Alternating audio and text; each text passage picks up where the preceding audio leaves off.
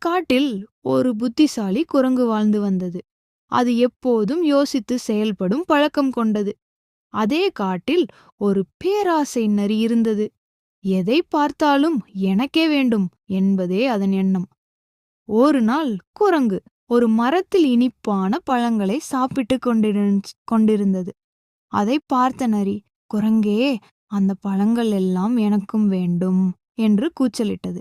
குரங்கு சிரித்துக்கொண்டு, இந்த மரத்தின் அடியில் ஒரு பெரிய கூண்டு இருக்கு, அதுக்குள் போனால் இன்னும் அதிக பழங்கள் கிடைக்கும் என்றது. நரி பேராசையால் கூண்டுக்குள் போனது. உடனே கதவு மூடிக்கொண்டது. அப்பொழுது குரங்கு சொன்னது, பேராசை இருந்தால் புத்தி போய்விடும். யோசித்து செய்பவரே எப்போதும் ஜெயிப்பார்.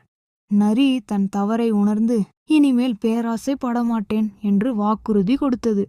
பாடம்: புத்திசாலித்தனம் வெற்றி தரும், பேராசை தோல்வி தரும்.